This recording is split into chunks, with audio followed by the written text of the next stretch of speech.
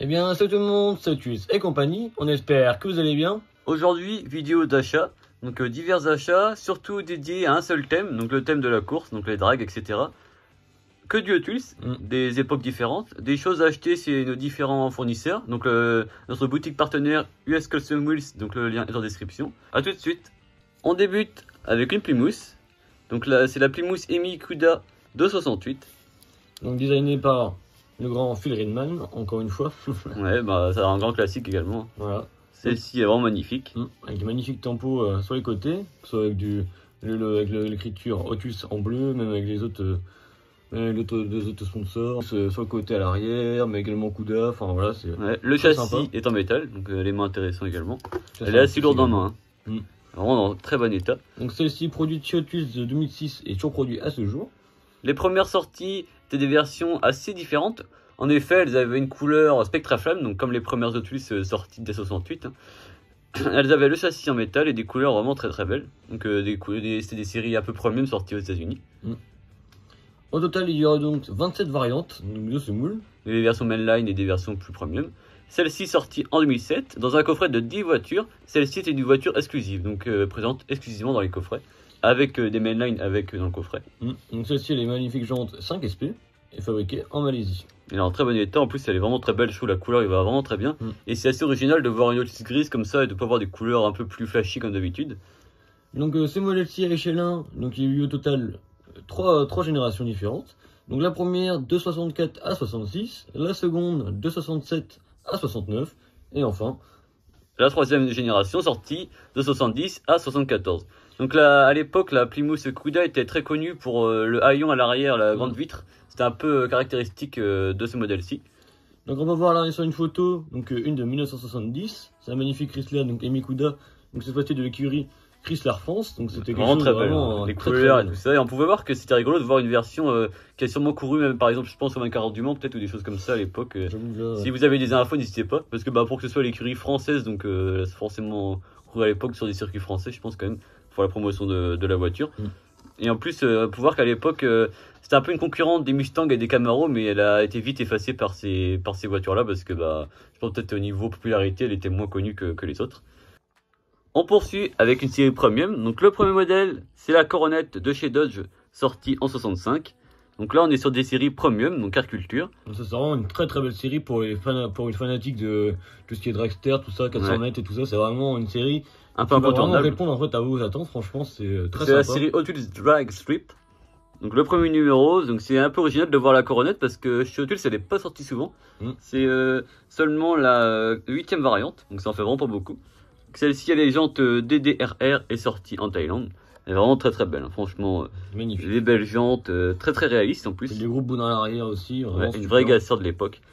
Donc celle-ci est produite chez Hot Wheels de 2009 et toujours produite aujourd'hui. Designée par Ron Matz. Donc le premier moule est sorti dans la série Drag Trip de 2009. Donc c'était une reproduction en fait d'une voiture qui a vraiment existé, donc c'était vraiment une très très belle voiture également. On peut voir que les décors sont magnifiques, elles reprennent vraiment les caractéristiques du modèle réel. Et c'est un modèle à l'époque qui est connu aux États-Unis, qui a eu beaucoup de succès à l'époque, avec un pilote très connu également. On peut voir vraiment les archives qui sont vraiment très belles. Le souci du détail a vraiment été apporté, donc c'est vraiment intéressant. Élément également intéressant, c'est l'abréviation AFX, donc ça signifie Factory Experimental. Il s'agit d'une catégorie de course de la dragster dans laquelle les constructeurs automobiles pouvaient modifier leurs véhicules de dragster. Donc ils partaient des modèles de série pour en faire des véhicules de 400 mètres. Donc en fait, les modifs ça pouvait inclure soit des moteurs, en fait de plus gros cylindrées, de plus grosse capacité en fait. Niveau puissance. C'était également des empattements qui étaient modifiés. Donc c'était vraiment plein de détails en fait qui disaient que la voiture était vraiment faite pour la piste en fait. C'était vraiment faite pour le 400 mètres, enfin pour le course de drag en général. Donc c'était vraiment bodybuildé, c'est vraiment ça le terme. La classe AFX donc, a été vraiment de courte durée car elle a constitué une étape importante vers en fait, les fameuses funicars en fait, qui sont arrivées après. Donc la carrosserie est complètement ouverte, un type de véhicule qui est encore utilisé aujourd'hui. En fait, c'était les fameuses voitures en fait, qui s'ouvraient en fait, complètement. C'était vraiment le châssis en fait, qui se disloquait en fait. Avec un châssis tubulaire, tout ça. Et il y avait vraiment plus que la carrosserie était en fibre et tout ça, ça correspondait plus vraiment au modèle de série, mais c'était vraiment plus transformé, on va dire. Voilà. On poursuit avec cette fois-ci une coccinelle. Donc ça, c'est un peu la modèle préférée de la collection. Elle est vraiment réussie, celle-ci. C'est vraiment superbe. En plus, c'est une split, donc ça change un peu. c'est vraiment quelque chose de très spécial. Enfin, nous on adore parce que bah c'est vraiment quelque chose qui a vraiment existé comme tout en fait, mais nous qui sont forcément fanatiques de VV, bah, on est forcément une petite attache en plus sur celle-ci, inévitablement. Elle est vraiment très bien faite, les belles jantes pneus gomme évidemment pour cette série, le châssis en métal, etc. Donc vraiment très très sympa. Donc celle-ci est produite depuis 2019 chez Lotus. Ouais, donc sortie sous des versions plus on va dire un peu cool look, des versions plus civiles et des versions comme celle-ci plus vraiment typée dragster. Donc designée par Mark Jones. Celle-ci donc elle a des jantes C4 SPRR et c'est donc fabriqué en Thaïlande. Ouais. On remercie Benji qui nous a fourni des photos d'époque de speed qui courait à l'époque. Donc on peut voir vraiment des modèles qui étaient vraiment très sympas également. Si vous voulez aller en voir plus pour voir les photos de Benji publiées sur ses comptes Facebook et Instagram, on vous met tout ça en description. Donc c'était vraiment en fait une icône vraiment de l'époque au niveau des drags de VV comme ça. Ouais. Notamment avec par exemple Darrell Vitton à l'époque qui était vraiment un pilote très connu. Enfin il y a vraiment plein de gens qui ont émergé grâce au coccinelle pour faire de la course de 400 mètres. Donc c'est vraiment. On fait aussi connaître en fait la discipline en fait coccinelle en dragster également. Ouais. Le troisième modèle, élément assez rigolo de voir un break en gasseur, c'est assez original. C'est vrai. Donc ceci c'est vraiment très sympa. C'est le fameux Chevy Nova gasseur donc de 64. Donc c'est vraiment, en version wagon. Donc vraiment très très beau, hein. Magnifique. Les décors magnifiques franchement, les gommes comme ça, vraiment très belles, assez grosses à l'arrière, vraiment très réaliste. En plus la couleur à la façon un peu Woody Wagon comme ça, imitation boss, elle est vraiment très bien. Vous comprenez que le petit détail du capot à l'avant qui est absent, vraiment très sympa également. Vraiment très bien fait. Quelque chose qui se faisait beaucoup aussi à l'époque. Vraiment superbe. Châssis métal évidemment, les pneus vraiment en gomme striée en plus, donc ça apporte une touche de réalisme. C'est vrai. Les cartes sont évidemment très très belles, vraiment des beaux dessins. Même les blisters, c'est vraiment en fait on sait ce qu'on achète et puis bah, au final on en a aussi pour notre argent aussi parce que c'est quelque chose aussi de très qualitatif aussi pour le prix. C'est original de voir une série drag comme ça change un peu. C'est vrai. Donc celle-ci est produite comme la coccinelle depuis 2019. Donc vraiment sortie assez récemment précédemment en mainline et ensuite en version plus premium. Donc elle a été designée par Brendan Vetuskay, donc encore un gros nom du design Mattel. Donc celle-ci totalise environ 11 variantes chez Hot Wheels. Donc forcément on peut également parler aussi de ces jantes qui sont encore une fois très très sympas. Et très réalistes parce que c'est vraiment des jantes qui existaient chez les équipementiers de l'époque. Tu vois vraiment ça lui va vraiment à merveille je trouve. Vraiment très superbe. Donc les fameuses jantes RR Mag donc d'un côté et RR Drag donc de l'autre côté, en fait à l'avant et à l'arrière du coup. Je précise également que la vidéo des jantes arrive vraiment très prochainement, elle est en préparation parce que je vois qu'il y a eu des questions par rapport à ça, mais ne vous inquiétez pas, ça va arriver prochainement. En préparation. Et donc celle-ci est donc encore fabriquée en Thaïlande. On poursuit avec une Muscle Cars. C'est un magnifique Plymouth Duster. Je ne parle évidemment pas du Dacia Duster mais bien de la Plymouth Duster. Donc fabriquée en 73, vraiment très très belle. Un moule. De toute façon, pour vous dire, dans cette série-là, vraiment, il n'y a que des beaux modèles. Il n'y a que des pépites. En plus, les couleurs sont très très bien choisies, en adéquation avec l'époque. Mais vraiment, je le redis, mais vraiment pour les fanatiques de drag, mais vraiment, foncez quoi. Que là, vous verrez que même les détails y sont. Donc ça, cette série-là était sortie en 2022, donc je pense qu'elle est encore facilement trouvable, notamment chez US Custom Wheels, si vous voulez demander.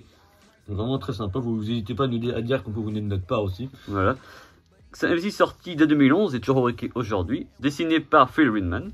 Petite chose ici assez surprenante, au total il y aurait eu que 4 variantes, donc c'est vraiment pas énorme quand même. Un moule peu commun. En plus de 10 ans quand même de fabrication comme chez Hot Wheels, donc c'est quand même peu commun. Ouais, donc en fait ils l'ont ressorti très récemment pour cette série là, parce qu'avant elle était sortie dans la série Drag Strip, mais qui était une vieille série qui comprenait que des modèles iconiques qui ont couru aux États-Unis. Donc en fait en 2011 le premier moule c'était dans la version Sox et Martin Vintage Racing. Voilà, donc Sox et Martin c'était deux pilotes de l'époque. Comme les voitures Snake vs Moon Goes, en fait c'était deux pilotes iconiques de l'époque. On peut voir que notamment Ronnie Sox, qui est décédé en 2006, il a remporté 5 championnats de la NHRA. Donc vraiment la NHRA c'était National Hot Rod Association. Donc ça c'était un peu le syndicat comme l'ACO ou la FIA de l'époque qui existe également encore aujourd'hui évidemment. On peut d'ailleurs le revoir sur le blister avec Mopar, Valvoline et donc la NHRA qui était la ligue de championnat de l'époque. C'est vraiment une très belle histoire pour cette Dodge et pour la voiture qui a vraiment existé. C'est vrai. Donc, histoire aussi nous l'a retrouvé sur le site Dodge Garage. Ouais, c'est très très intéressant, tout expliqué avec plein de détails, plein de belles photos. Donc pour tous les personnes qui sont pas très forts en anglais comme nous, les premiers, vous pouvez mettre traduire la page. Voilà, c'est très simple. Par moment, on apprend plein de choses, donc c'est vraiment intéressant. Quelques petites premières traductions, mais dans l'ensemble, on comprend. On termine avec le dernier modèle de la série Drag Strip Hot Wheels. Donc cette fois-ci, on change d'univers avec un pick-up d'avant-guerre. Ça change un peu de voir un Willys, donc c'est le 77, celui-ci, le modèle, sorti en berline et en pick-up. Je vous mets des photos d'époque. Donc celui-ci, en fait, il est vraiment sorti tout récemment, parce qu'il est sorti donc en 2022 pour la première variante, et du coup, toujours produit à ce jour. Designé encore une fois par Phil Ridman, et du coup fabriqué en Thaïlande. Celui-ci, il est un peu façon rusty, avec de la rouille apparente, etc. Le blister est vraiment magnifique.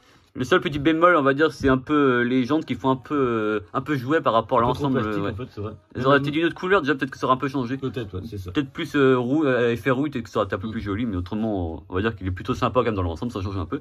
Donc celui-ci est également sorti en chase, donc entièrement noir, avec le numéro donc 0/5. Voilà, donc c'était la version un peu Treasure Hunt de la série, qui est beaucoup plus rare, un peu comme la version Treasure Hunt où il change de couleur avec une décoration spécifique, mais autrement c'est le même modèle et le même nom. 77, donc de chez Willys, fabriqué de 1933 à 42, donc ça s'arrêtait donc pendant la guerre.